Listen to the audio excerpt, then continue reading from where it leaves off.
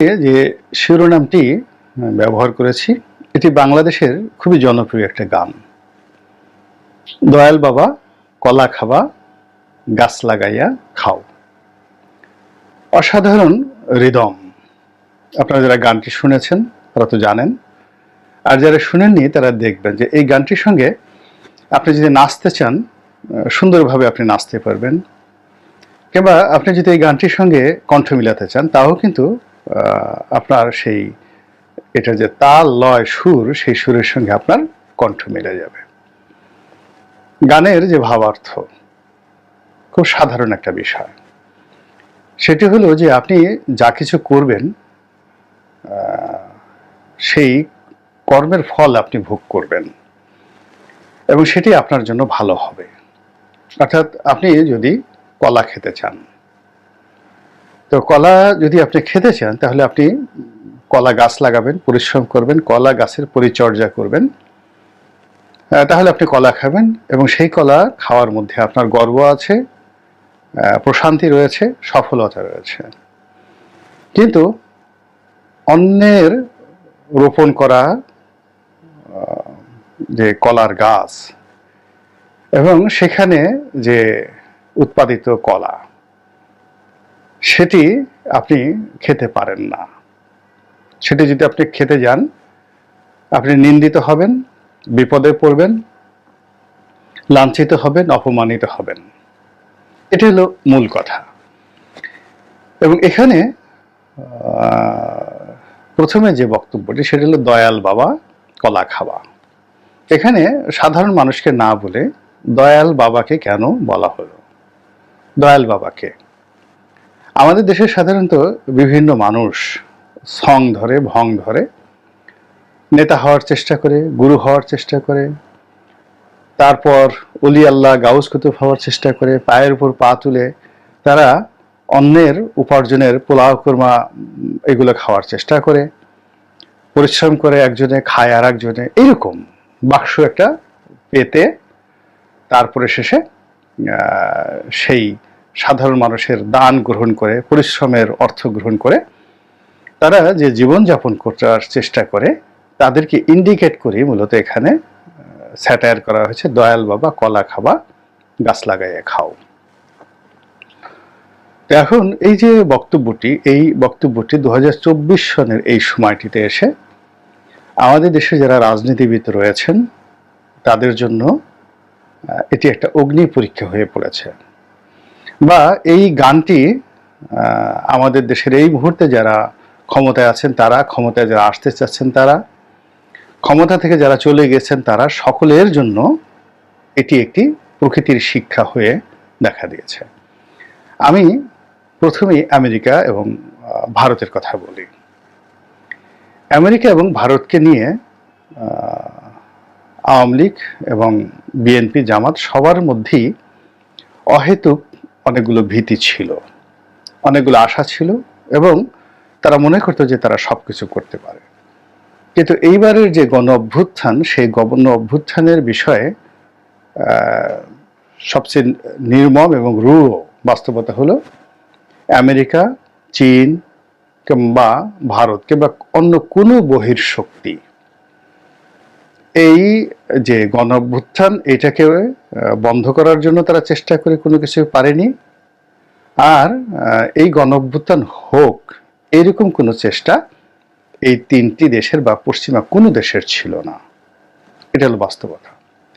দ্বিতীয় বাস্তবতা হলো যে বিশ্বের পরাশক্তিগুলো অর্থনৈতিক এবং সামরিক এবং প্রতিবেশী রাষ্ট্র ভারত থেকে মায়ানমার সবাই একেবারে শেষ মুহূর্ত পর্যন্ত শেখ হাসিনার পদলেহন করার চেষ্টা করেছে। তারা শেখ হাসিনার মাধ্যমেই বাংলাদেশে একটি ফ্যাসিবাদী সরকার থাকুক এবং তাদের স্বার্থ সংরক্ষিত হোক, এটাই চেয়েছে, এর বাইরে অন্য কোনো কিছু চায়নি।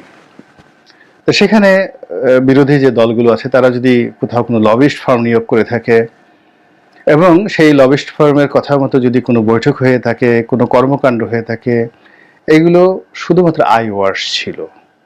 কিন্তু বাস্তবে সবাই যে কাজটি করেছে সেটা হলো তাদের নিজেদের দেশের স্বার্থ তারা রক্ষা করার চেষ্টা করেছে এবং শেখ হাসিনাকে গদিতে রেখে তারা তাদের স্বার্থ রক্ষা করার চেষ্টা করেছে বিএনপি, জামাত বা অন্য কোনো দলকে, বাবা ডক্টর ইউনূসকে কোনোদিন তারা ক্ষমতায় বসানোর জন্য চেষ্টা করেনি। কিন্তু প্রকৃতি এখানে একটা অদ্ভুত খেলা খেলে দিয়েছে। এখন সেই অদ্ভুত খেলা খেলে দেওয়ার পর, অর্থাৎ গণঅভ্যুত্থান হওয়ার পর যে পরিবেশ এবং পরিস্থিতি তৈরি হয়েছে, তাতে অসংখ্য দয়াল বাবার উদ্ভব হয়েছে। প্রথম দয়াল বাবা হলো আমাদের ডোনাল্ড লু। তিনি শেখ হাসিনাকে নিয়ে অনেক খেলেছেন, বিএনপিকে নিয়ে অনেক খেলেছেন, জামাতকে নিয়েও খেলেছেন, কিন্তু ফলাফল শূন্য। এখন একটা প্রাকৃতিক কারণে, প্রকৃতির দয়ায়, আল্লাহর রহমত এবং বরকতে বাঙালি যে একটা ফ্যাসিবাদ মুক্ত পরিবেশ এবং প্রতিবেশ পেয়েছে, সেখানে ডোনাল্ড লু এবং তার দলবল আবার এসেছে বাংলাদেশে নতুন করে তাদের যে স্বার্থ, সামরিক স্বার্থ, অর্থনৈতিক স্বার্থ, এগুলো এই বর্তমানে যে সরকার তাদের মাধ্যমে আদায় করে নেওয়ার জন্য। এবং একই সঙ্গে তারা তাদের যে অর্থনৈতিক হাতিয়ারগুলো রয়েছে, ইকোনমিক ওয়েপন্স, এগুলোকে ব্যবহার করে তারা এই ভারতের স্বার্থ, দিল্লির স্বার্থ আবার পুনঃপ্রতিষ্ঠিত করার জন্য তারা চেষ্টা চালাচ্ছে। এবং আগে যেভাবে শেখ হাসিনাকে জনগণ থেকে বিচ্ছিন্ন করে দেওয়া, তাকে আমলা নির্ভর করা, তাকে স্বৈরাচারী বানানো, তার মধ্যে গণতান্ত্রিক যে মনোভাবগুলো ছিল সেগুলোকে বিদূরীভূত করে তাকে একজন জঘন্য মানুষে পরিণত করার জন্য দিল্লি এবং আমেরিকার যে মাস্টার প্ল্যান ছিল, ঠিক একই মাস্টার প্ল্যান নিয়ে এখন কিন্তু আবার দিল্লি এবং আমেরিকা এই নতুন করে বাংলাদেশে ঢোকার চেষ্টা করছে। এবং আমরা যারা কম বুঝি, তারা এই দয়াল বাবা কলা খাওয়ার মতোই এদেরকে ঠিক সেই দয়াল বাবা মনে করছি। কিন্তু বাস্তবতা হলো যে বাংলাদেশের যদি কোনো অভ্যুত্থানের পেছনে, গণতন্ত্র প্রতিষ্ঠার পেছনে এই পশ্চিমাদের কোনো সুদীর্ঘ প্ল্যান থাকতো, তাদের যদি পরিকল্পনা থাকতো, তাদের যদি ইনভেস্টমেন্ট থাকতো, আজকে ডোনাল্ড লুকে আমরা স্যালুট জানাতাম। This is one. দ্বিতীয় যে দয়াল বাবার যে গ্রুপটি, সেটি হলো এখন যারা রাষ্ট্র ক্ষমতা আসতে চাচ্ছেন রাজনৈতিক দলগুলো। তাদের বাস্তবতা হলো যে 4 তারিখ পর্যন্ত তারা ছিলেন প্রচন্ড ভীত সন্ত্রস্ত এবং কোনো অবস্থাতেই আওয়ামী লীগের সঙ্গে তারা যুদ্ধ করবেন, রাজনৈতিকভাবে মোকাবেলা করবেন, প্রতিযোগিতা করবেন, মামলা মোকদ্দমা ফেস করবেন, লড়াই করবেন, সংগ্রাম করবেন, এই ধরনের মনোবল সত্যিকার অর্থে তাদের ছিল না। যদি থাকতো তাহলে 28শে অক্টোবর 2023 সনের যে ঘটনা ঘটেছে, বিএনপির যে মহাসমাবেশ ছিল, ওই দিনই শেখ হাসিনার পতন হওয়ার কথা ছিল। বাস্তবতা হলো যে সেই দিনের সেই ঘটনায় সর্বোচ্চ বিএনপির যারা লোকজন তারা অংশগ্রহণ করেছিলেন, কিন্তু ওটাকে গণ অভ্যুত্থানে রূপান্তরিত করার জন্য, জনগণের অংশগ্রহণ নিশ্চিত করার জন্য যে continuously plan A, B, C দরকার ছিল, ওটি ওই সময় বিএনপির হাতে ছিল না। ফলে কি হলো, বিএনপি সেখানে মারাত্মকভাবে পরাজিত হলো, অপদস্থ হলো, জুলুম এবং নির্যাতনের শিকার হলো। এবং সেই জুলুম এবং নির্যাতনের শিকার হওয়ার পরে পুরো নির্বাচনী মাঠটি একেবারে নিশ্চিম নীরব হয়ে গেল এবং সেখানে একটা ডামি নির্বাচন তারা করে ফেলল। একই অবস্থা জামাত বান্য দলের ক্ষেত্রে প্রযোজ্য।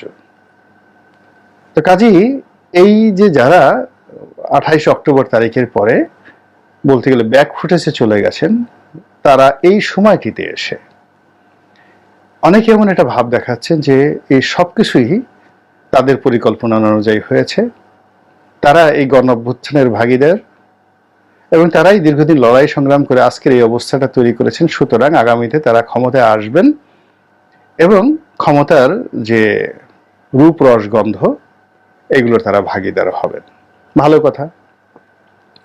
কিন্তু তাদের মধ্যে যে অংশটি, সমস্ত রাজনৈতিক দলই মন্দ লোক থাকে, আওয়ামী লীগে আছে, বিএনপিতেও আছে। তো বিএনপি যে মন্দ যে লোকগুলো, মূলত তারা বিএনপি করে মন্দ কাজ করার জন্য, যে দল যদি কোনোদিন ক্ষমতায় আসে এরা এই এই কাজগুলো করবে। তো সেই মন্দ লোকের সংখ্যাগুলো অনেক অনেক বেশি। তারা ভাইরাস আকারে সারা বাংলাদেশে তারা ছড়িয়ে পড়েছে এবং যে যার মতো করে একেবারে ছোট ছোট, কেউ যদি কোথাও কারো আস্তাবল থেকে একটা ঘোড়া নিয়ে যেতে পারে, কারো গোয়াল ঘর থেকে একটা গরু নিয়ে যেতে পারে, এমনকি একটা মুরগি যদি নিয়ে পিকনিক করতে পারে, সেই অত্যাচারটুকু কিন্তু এই গ্রাম বাংলায় চালু হয়ে গেছে।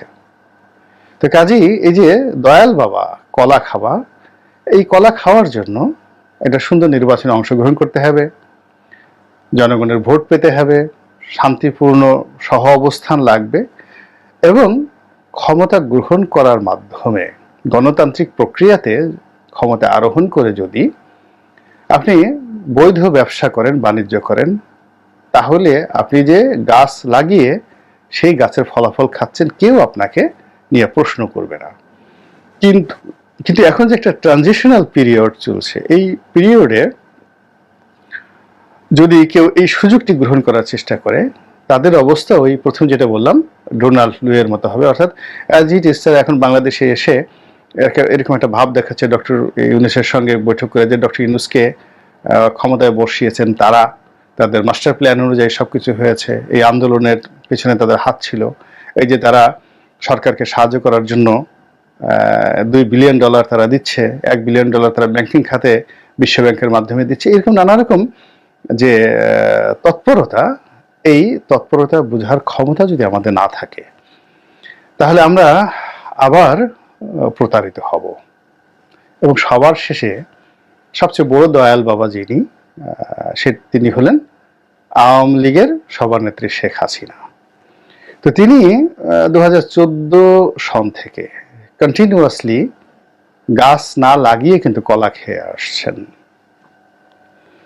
এবং কলা খেতে খেতে খেতে খেতে তার এই জীবনের এই পর্যায়ে এসে তিনি এখন মনে করছেন যে কলা খাওয়ার জন্য গাছ লাগাতে হয় না, এমনি কলা হয়ে থাকে, যেই লাগাক না কেন, ওই দেশটি আমার, আমার পিতার, আমার পরিবারের, আমরাই মুক্তিযুদ্ধ করেছি, আমরাই দেশ স্বাধীন করেছি, সবকিছু করেছি, ফলে এই দেশের যত কলা গাছ রয়েছে সব কলা গাছ আমাদের। কাজেই আমরা যখন যে ইচ্ছা, যার ইচ্ছা, যেভাবে প্রয়োজন সেভাবে আমরা কলা খেতে থাকব।